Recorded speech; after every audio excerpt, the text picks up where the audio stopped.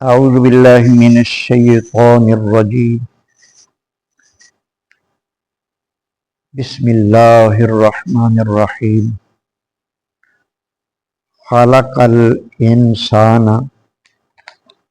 من صلصال کالفخار، پیدا فرمایا انسان کو بجنے والی مٹی سے، ٹھیکری کی مانند۔ سورہ رحمان کی آیات زیر مطالعہ ہیں۔ ان کے اندر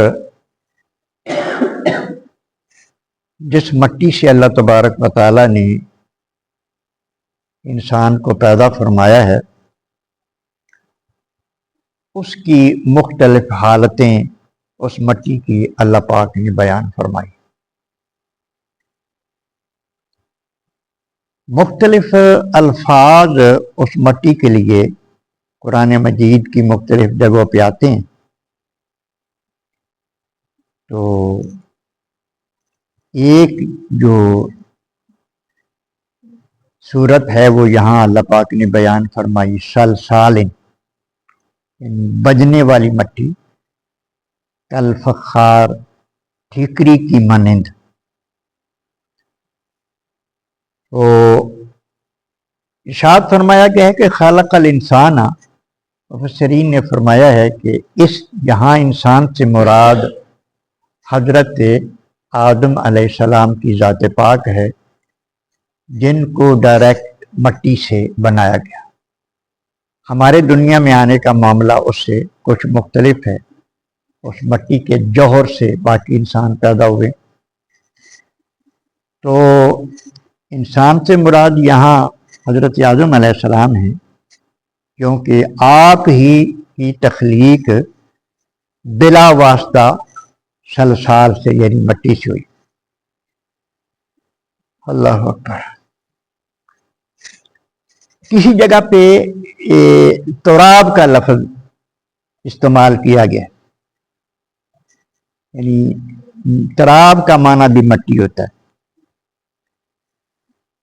پھر اس میں یعنی پہلے تراب مٹی لی اللہ تبارک و تعالیٰ نے، پھر اس میں پانی ملا کر گارا تیار کیا، تو جو وہ شکل بنی اس کو عربی میں تین کہتے ہیں۔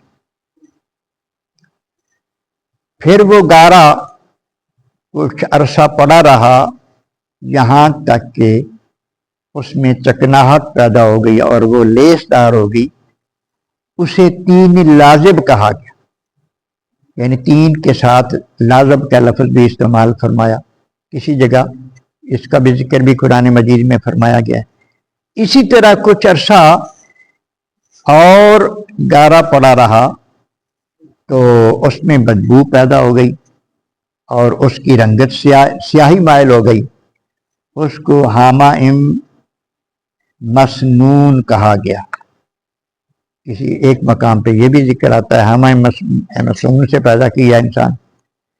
پھر وہ لیس دار بدبودار گارا خشک ہو گیا اور وہ یوں بجنے لگا جس طرح کے ٹھیکری بجتی ہے۔ اس کے بعد اس کو بشریت کا جامہ پہنایا گیا، پھر اس میں اپنی خاص روح پھونکی گئی۔ اسی طرح اللہ تبارک و تعالیٰ نے ایک انسان کامل بنا دیا، اور پھر اللہ تبارک و تعالیٰ نے فرشتوں کو حکم دیا۔ اللہ اکبر۔ اور پھر باقی سلسلہ جو انسانیت کی پیدائش کا ہے، وہ حضرت آدم علیہ السلام کے جسم سے آگے پھر وہ جب جسم انسان مکمل بن گیا تو ایک مادہ پیدا ہو گیا جس کو مادہ منویہ کہتے ہیں، تو مادہ تولید بھی اسے کہتے ہیں۔ وہ جب یعنی اب سلسلہ اس طرح ہمیشہ چلتا رہے گا کہ ایک انسان یعنی نر کی طرف سے وہ مادہ کے رحم میں منتقل ہوگا، اور اس طرح آگے انسان پیدا ہوتا رہے گا۔ اور پھر اللہ تبارک و تعالیٰ نے کسی جگہ پہ انسان کے مختلف مدارج اور مراحل جو انسان طے کر کے ماں کے شکم سے باہر آتا ہے اس کا بھی ذکر فرمایا ہے۔ پہلے ارشاد فرمایا 18ویں پارے کی ابتدائی آیات میں اس کا ذکر آتا ہے کہ پہلے ایک نطفے کی شکل ہوتی ہے، جب ماں کے رحم میں جاتا ہے تو وہ خون میں تبدیل ہو جاتا ہے، خون میں تبدیل ہو کر پھر وہ ایک لوتھڑا بنتا ہے، پھر وہ گوشت میں تبدیل ہوتا ہے، پھر اسی میں سے ہڈیاں بن جاتی ہیں۔ کیا کارخانہ اللہ تبارک و تعالیٰ نے جسم کے اندر رکھ دیا ہے، اور یہ سارے مراحل انسان طے کرتا ہے۔ یہ اللہ تبارک و تعالیٰ کی قدرت کاملہ کی کتنی بڑی نشانی، تو یہ اس کی قدرتیں ہیں، اسی سے اس کی پہچان ہوتی ہے کہ وہ ہے جس نے یہ سب کچھ بنا دیا ہے، وہ ہے۔ اور پھر اللہ تبارک و تعالیٰ نے دیکھو ابتدا تو ہماری ایک قطرے سے ہوئی ہے نا، وہ قطرہ بھی ناپاک ہے، پھر جب یہ انسان بنا ہے تو اسی قطرے میں سے ہی اللہ تبارک و تعالیٰ نے کیا کیا چیز پیدا فرما دی۔ یہ نظر کتنی قیمتی چیز ہے جیسے ہم دیکھ رہے ہیں، نظر جب نہیں ہوتی تو پھر بندے کو پتہ چلتا ہے کہ اس کی کیا قدر و قیمت ہے۔ یہ سماعت جو ہم سن رہے ہیں، نظر خود بخود دیکھتی ہے، کان خود بخود سنتے ہیں، کوئی بھی آواز نکلے انہوں نے سننی ہی سننی ہے، بشرطے کہ یہ صحت مند ہوں۔ پھر زبان ہے، اس سے ہم بول رہے ہیں، یہ سارے اس کی قدرت کاملہ کے کرشمے ہیں جو اس نے انسان کے اندر رکھ دی ہیں۔ اس کے بعد اللہ تبارک و تعالیٰ ارشاد فرماتے ہیں وَخَالَقَ الْجَانَّ مِن مَارِجٍ مِن نَار، اور پیدا کیا جان کو یعنی جن کو آگ کے خالص شعلے سے۔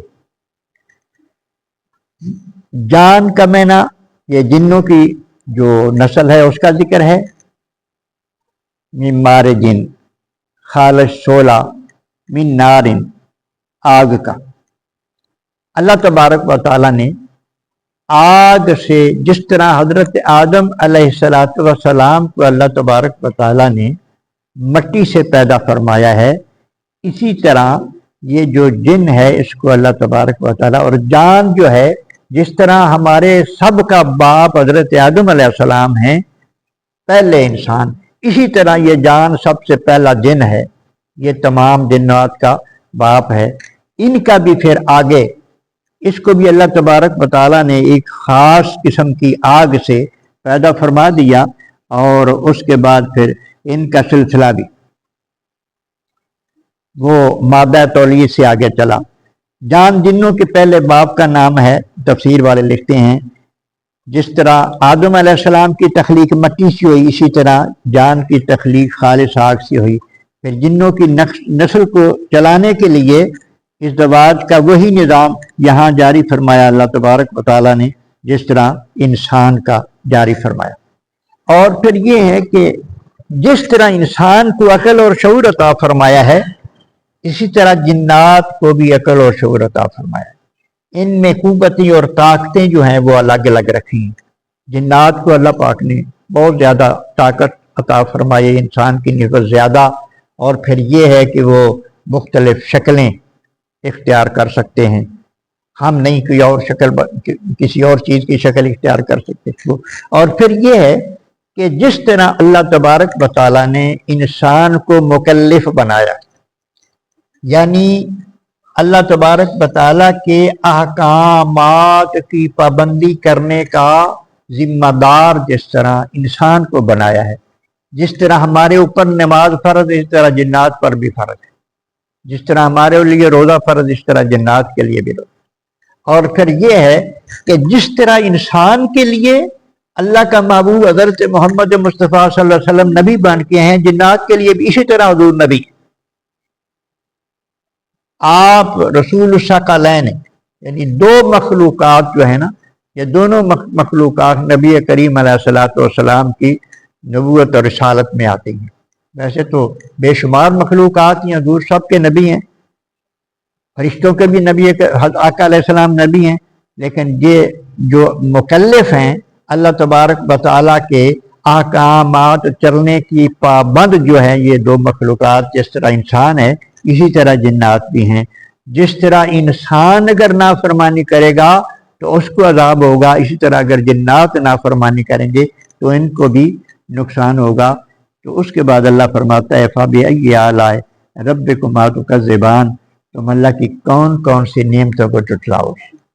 یہ جو تخلیق فرمائی اللہ پاک نے بہت بڑی نعمت ہے، اس کے اندر جو بھی اللہ پاک نے رکھا ہے بے شمار نعمتیں اس کے اندر ہیں۔ تو اللہ فرماتا ہے کہ کون کون سی اللہ کی نعمتوں کو تم جھٹلاؤ گے، بے شک ہم اللہ کی کسی نعمت کو بھی نہیں جھٹلا سکتے۔